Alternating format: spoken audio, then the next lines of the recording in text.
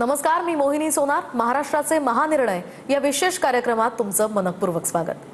बीडमध्ये रेल्वेचं इंजिन धावावं, रेल्वेनं बीडमध्ये उतरावं हे स्वप्न नागरिकांनी पाहिलं होतं. गेल्या 3 पिढ्यांचं स्वप्न आता सत्यात उतरलंय. त्यामुळे बीड जिल्ह्यासाठी विकासाचा एक नवा अध्याय सुरू झालाय. पाहूयात या संदर्भातला हा खास रिपोर्ट.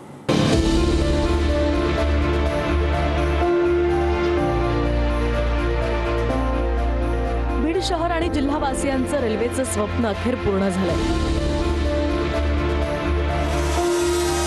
मराठवाडा मुक्ती संग्राम दिनाच्या निमित्तानं बीड ते अहिल्यानगर रेल्वे मार्गावर पहिली प्रवासी रेल्वे धावली. मुख्यमंत्री देवेंद्र फडणवीस, राज्याचे उपमुख्यमंत्री आणि बीडचे पालकमंत्री अजित पवार यांच्या हस्ते या रेल्वे मार्गाचं उद्घाटन करण्यात आलं. सन 2014 नंतर राज्य सरकारनं या प्रकल्पाला गती दिली. केंद्र आणि राज्यानं 50% हिस्सा देत हा प्रकल्प पूर्णत्वाकडे नेला. आज खरोखर बीडच्या जनतेकरता हा स्वप्नपूर्तीचा योग आहे. अनेक दशकाच्या प्रयत्नानंतर खऱ्या अर्थानं आपल्या स्वप्नातली रेल्वे या सुरू होते. बीड अहिल्यानगर प्रवास अधिक सुखकर झालाय. जलद आणि सुरक्षितही हा प्रवास होणार आहे. बीड अहिल्यानगर रेल्वेमुळे मालवाहतूक आणखी सोपी झाली आहे. स्थानिक शेती, उद्योग आणि व्यापाराला सुद्धा यामुळे चालना मिळणार आहे. बीड जिल्ह्याच्या अर्थव्यवस्थेत यामुळे आणखी सुधारणा होईल. प्रत्यक्ष आणि अप्रत्यक्षरित्या रोजगाराच्याही नवीन संधी निर्माण होणार आहेत. तर आसपासच्या गावांना सुद्धा शहरांशी जोडणं यामुळे शक्य झालंय. बीड ते अहिल्यानगर रेल्वे मार्गाची एकूण लांबी 261 किलोमीटर आहे. त्यापैकी अमळनेर ते बीड हा 67.78 किलोमीटर लांबीचा टप्पा पूर्ण झालाय. या रेल्वेच्या उद्घाटनामुळे बीड जिल्ह्यासाठी विकासाचा एक नवा अध्याय सुरू झालाय. आंतरराष्ट्रीय बांबू दिनाचं औचित्य साधून महाराष्ट्र सरकारच्या महाराष्ट्र इन्स्टिट्यूशन फॉर ट्रान्सफॉर्मेशन आणि फिनिक्स फाउंडेशनच्या वतीनं मुंबईमध्ये बांबू परिषदेचं आयोजन करण्यात आलं होतं. याचवेळी राज्य शासन लवकरच बांबू उद्योग धोरण तयार करणार असल्याची माहिती मुख्यमंत्री देवेंद्र फडणवीसांनी दिली.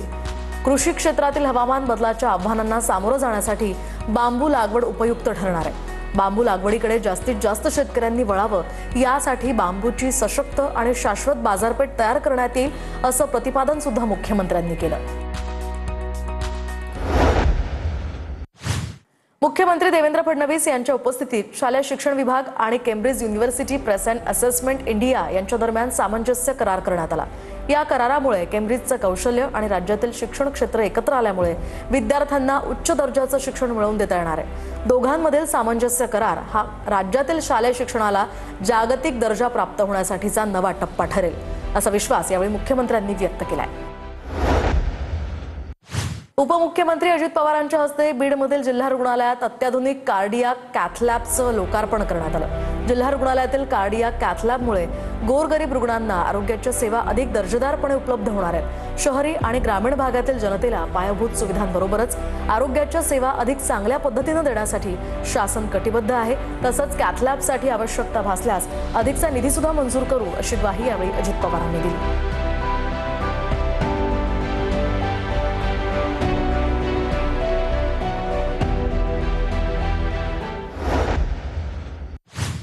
आधुनिक तंत्रज्ञानाच्या उपयोगाद्वारे सामान्य माणसाचं जीवन सुलभ करण्यावर शासनाचा भर आहे.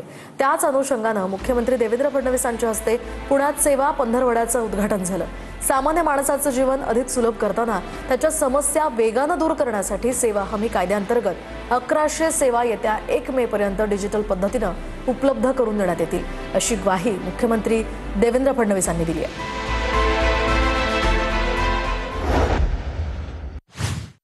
उपमुख्यमंत्री एकनाथ शिंदे यांच्या हस्ते ठाणे जिल्ह्यात सेवा पंधरवडा आणि मुख्यमंत्री समृद्ध पंचायत राज अभियानाचा शुभारंभ करण्यात आला.